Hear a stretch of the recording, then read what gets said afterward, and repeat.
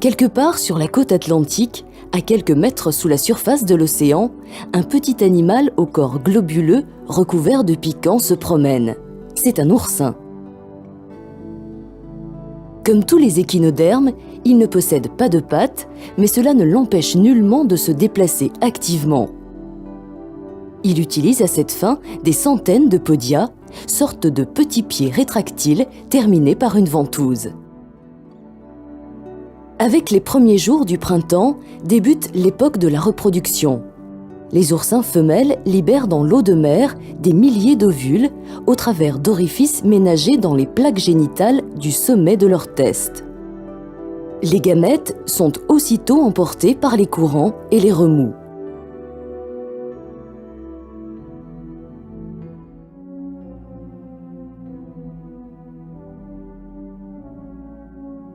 Chez certaines espèces, le rapprochement des cellules sexuelles est facilité par les ovules.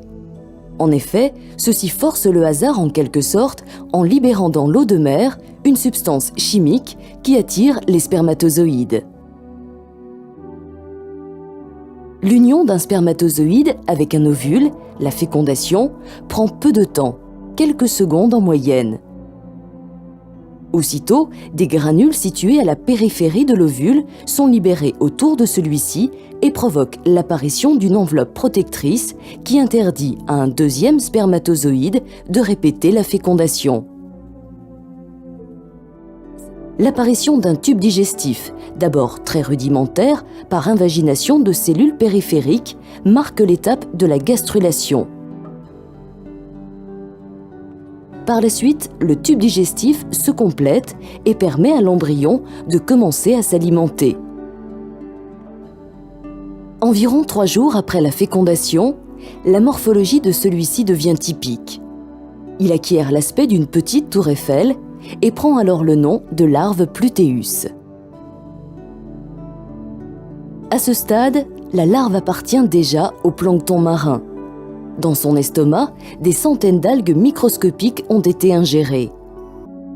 L'animal acquiert une forme globuleuse dépourvue de bouche et d'anus. Les premières plaques de son futur test sont encore faiblement minéralisées, mais déjà bien visibles par transparence. Les piquants et les pédicellaires initiés pendant la vie larvaire sont eux aussi facilement identifiables. Dans les jours qui suivent la métamorphose, les pièces du squelette se minéralisent de plus en plus et s'étendent progressivement. Le tout jeune oursin grandit quelque peu, mais ce sont surtout ses piquants et filets qui s'allongent, lui donnant une apparence plus grande qu'elle ne l'est en réalité. Des piquants et des podia supplémentaires, apparus entre-temps, deviennent très actifs. L'animal commence à se mouvoir et à grimper le long des obstacles et des parois rocheuses.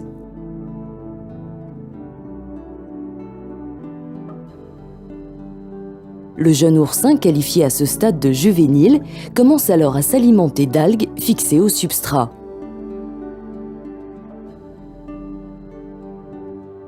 Trois mois plus tard, les oursins juvéniles ont un test de 5 à 10 mm de diamètre. Ils se déplacent, se nourrissent, grandissent de plus en plus. Commence alors pour eux une nouvelle vie au fond de l'océan. Dans 2 à 3 ans, ils seront adultes et capables de produire à leur tour des gamètes.